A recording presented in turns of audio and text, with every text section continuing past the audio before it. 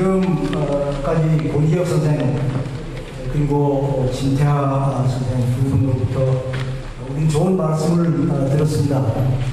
제가 말씀을 드리고자 하는 것은 다소 사족을 붙이는 그런 정도가 되겠습니다. 우선 먼저 이 사과해야 될 것은 제가 원고를 준비 못했다는 그 점입니다. 이것은 이 연합회의 잘못이 전혀 아니었고요. 또 어떻게 보면 제 자신의 태만의 소치도 아니었습니다. 잘못 알았던 거예요. 그랬으니까 그렇게 됐습니다. 여러분한테 그 말씀 드리고 종연합회한테는 이 추후에 내주 초까지 제가 이 원고를 오늘 말씀드린 것을 그대로 원고로 만들어서 보내드리겠습니다. 기록에나마 남겨주시길 바람하지 않습니다. 간략히 제 그 한자 교육에 대한 평소의 생각을 말씀을 드리고자 합니다. 우리나라 이 사람들이 지금까지 이렇게 나라를 발전시키고 할 때는 아주 좋은 이러한 성품이 있어가지고서 나라를 이렇게 발전시켰을 것입니다. 그런데 이렇게 빨리 모든 것을 추진하다 보니까 몇 가지 좀 아쉬운 이러한 습관을 우리가 기르고 있는 것처럼 이렇게 저는 느낍니다. 여러 가지가 있겠습니다만 그 중에 하나는 뭐냐면 길게 그리고 넓게 생각을 해서 어떻게 보면 좀 천천히 하는 거 이런 습성을 이어온 것 같아요. 그래가지고 덜컥덜컥 후닥닥 이렇게 일을 하면서 아주 장래에 가서 크게 후환이 될 이러한 일들을 막 해버립니다.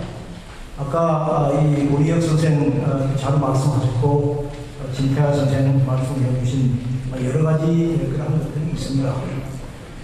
또 한 가지 제가 평소에 아쉽게 생각하는 것은 우리 사람들이 언제부턴가 잘 몰라도 굉장히 유행에 민감하게 됐어요.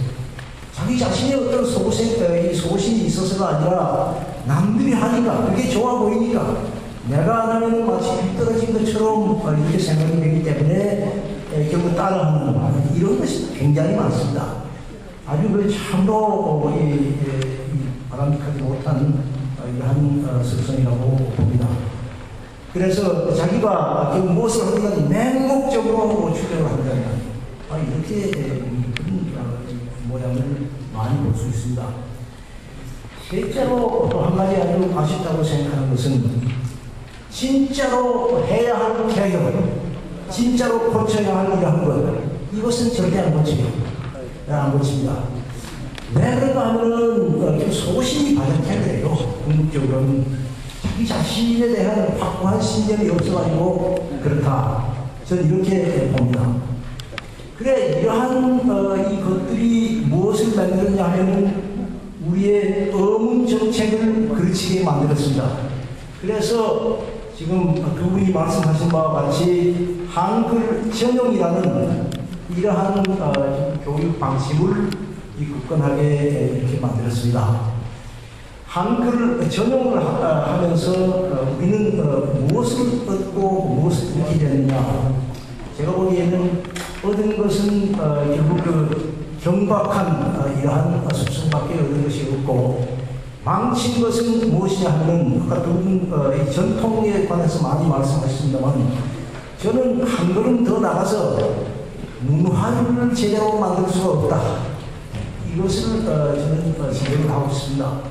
바로 우리는 문화를 만들어야 돼요. 문화라고 하는 것은 한국 여인한 것이 아닙니다. 어떤 나라의 문화든지 이것을 만들어내야 돼요. 만들어낼 때는 그 문화의 그 시발이 어느 나라에서 이루어졌던가는 그건 뭐 큰 문제가 아닙니다.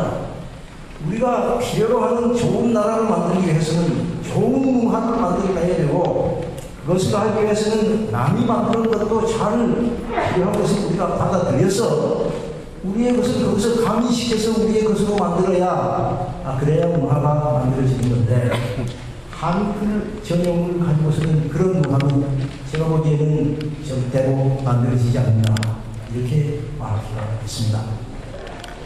문화를 만들어지지 않으면 결국 가서 나라를 망치고 마는 것이 되겠습니다. 한글 전용을 가지고 결론부터 우선 말씀드리겠습니다. 한글 전용을 가지고서는 우선요 지성을 만들어낼 수가 없어요. 지성을 만들어낼 수가 없습니다. 우리나라의 지성이 지금도 있기는 합니다만 그렇게 남의 눈에 띄지도 않습니다. 이 나라는 아주 완전히 난장판과 마찬가지 지적인 활동에 있어서 그렇다고 저는 보고 있습니다. 왜 그러냐면 한글 전용이 확실히 있어가지고서 경박한 이러한 그 사고와 그러한 행동이 가미치고 있기 때문에 경박하지 않고 뭐 이렇게 길게 보거나 넓게 보는 이러한 시야를 가지고서 말해봤자 통하지 않는 사회가 되었습니다. 굉장히 반지성적인 이러한 사회가 되었어요. 난 그렇게 보고 있습니다. 반지성적인 사회는 그 반지성적인 문화를 만들어내고 있습니다. 텔레비전이 아무리 높은 소리로 화려한 장면을 우리에게 보여주어도 결국 가서는 제가 보기에는 반지성적인 것이 대부분입니다. 이런 것을 자꾸 허용을 해서 그게 유행에 따르다 보면 우리나라의 문화는 정말로 초라한 것이 되고 말고 그리고 우리가 입만 열면은 강조하는 그런 선진화 이것은 종래 이루어지지 못할 것입니다. 제가 이것을 강조하기 위해서 한 가지 예를 들어서 말씀을 하겠습니다.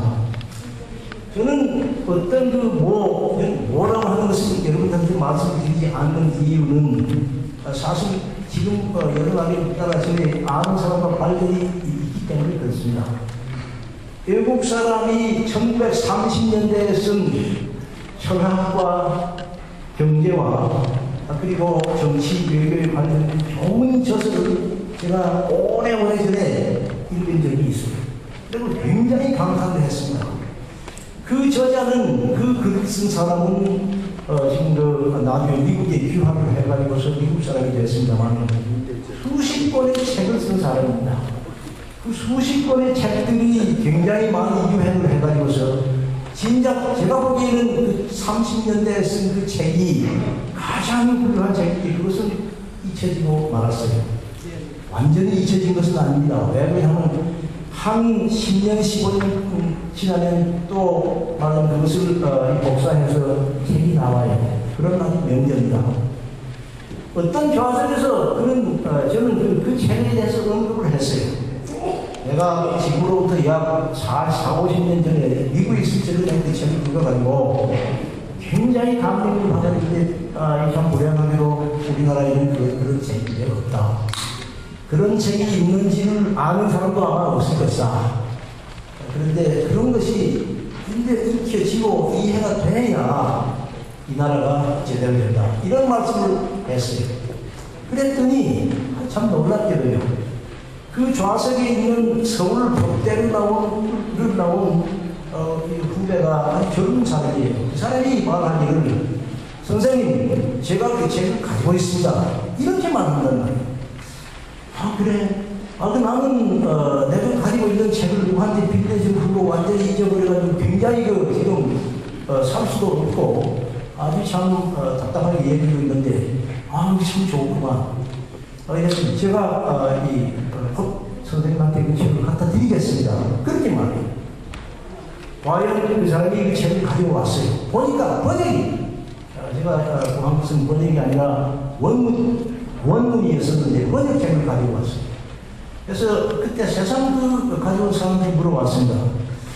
당신 여성이기 때문에 당신이라고 했습니다. 당신이 이 책을 말이야. 이걸 읽어봤지? 참 좋은 책이죠. 이랬더니 선생님 그 책을 아무리 읽어도 저는 납득을 할 수가 없어서 그래서 포기를 했습니다. 그랬단 말이에요. 아니 이 책은 대단히 훌륭한 책인데 훌륭한 책이라고 해서 꼭 어려운 책은 아니야. 이것은 당신 같은 실력이 있으면 얼마든지 쉽게 재미있게 읽을 수 있는 책인데 왜